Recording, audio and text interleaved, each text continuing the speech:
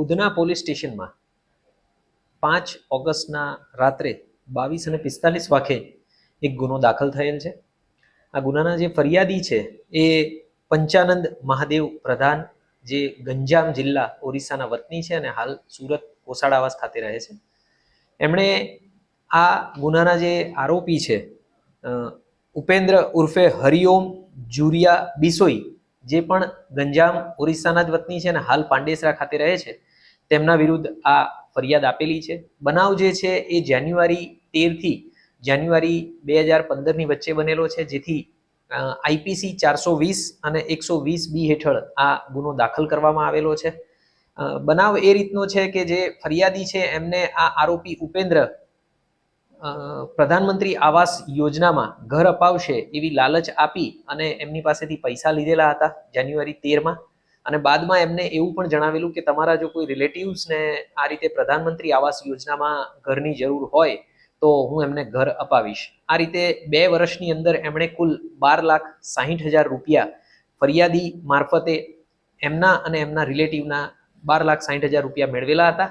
ત્યારબાદ મકાન અપાવી ન શક્યા અને વાયદા કરતા હતા. કોઈ પણ પ્રકારનું આ બાબતેની રસીદ આપેલી નહોતી, કોઈ ફોર્મ ભરાવેલા નહોતા, જેથી ફરિયાદીને શક પડતા એમણે અને એમના રિલેટિવ્સે રૂપિયાની ઉઘરાણી ચાલુ કરી. એટલે બાદમાં 2021માં આ બાબતની અરજી આપવામાં આવી. અરજીના સંદર્ભે જ્યારે આરોપીને બોલાવવામાં આવ્યો ત્યારે એણે 6 માસની અંદર આ રૂપિયા પરત કરી દેવાનું વચન આપ્યું લેખિતમાં, અને બાદમાં પણ રૂપિયા ન પરત કરતા ફરિયાદીની ફરિયાદના આધારે આ ગુનો રજીસ્ટર કરવામાં આવેલો છે.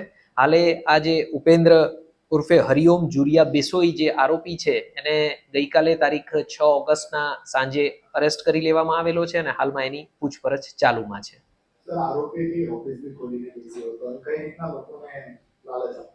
ઉધનાની હદમાં તે આ આરોપીએ ઓફિસ ખોલી હતી જે તે સમયે, અને ત્યાં આગળ એ મેં જણાવ્યું એ પ્રમાણે કે પ્રધાનમંત્રી આવાસ યોજનામાં 60,000 રૂપિયા ભરવાથી આપને મકાન મળી જશે એવી લાલચ આપી હતી ફરિયાદીને. અને ત્યારબાદ ફરિયાદી મારફતે જ તે કે તમારા કોઈ રિલેટિવને જો ઘરની જરૂર હોય તો તમે એમને પણ અમારી પાસે લાવશો તો અમે એમને પણ ઘર અપાવીશું, એ રીતે આખી જાળ બિછાવી અને કાવતરું રચી ગુનાહિત અને આ કૃત્યને અંજામ આપેલો છે. આમાં કુલ 78 લોકો છે. 78 લોકો પાસેથી આ 12,60,000 રૂપિયા એકત્રિત કરવામાં આવેલા છે. હાલ અત્યારે મુખ્ય આરોપીની પૂછપરછ ચાલુ છે. અત્યાર સુધીમાં અન્ય કોઈ આની સાથે જોડાયેલા હોય કે સંડોવાયેલા હોય એવું ધ્યાન પર આવેલું નથી, પણ તેમ છતાં એની પૂછપરછ અને અન્ય પુરાવાના આધારે જો કોઈ આમાં સંડોવાયેલું હશે તો એની સામે પણ ચોક્કસ કાર્યવાહી કરવામાં આવશે.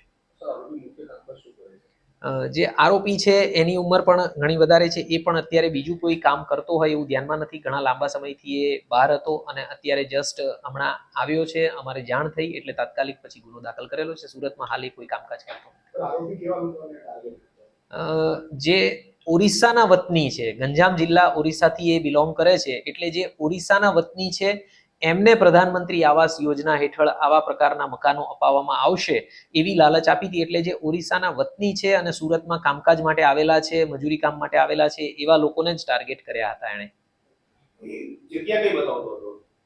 જગ્યા મેં કીધું એ પ્રમાણે કે એની ઓફિસ ઉધના ખાતે હતી. આ બાબતે એણે કોઈ રસીદ ક્યારેય આપેલી નથી, ક્યારેય કોઈ ફોર્મ ભરાવેલા નથી. એટલે એ બાબતે મેં કીધું એ પ્રમાણે કે આ જે મજૂરી કામ કરતા લોકો હતા એમણે ભોળવેલા છે. એ બાબતની કોઈ સ્પષ્ટતા એણે ક્યારેય કરેલી નથી.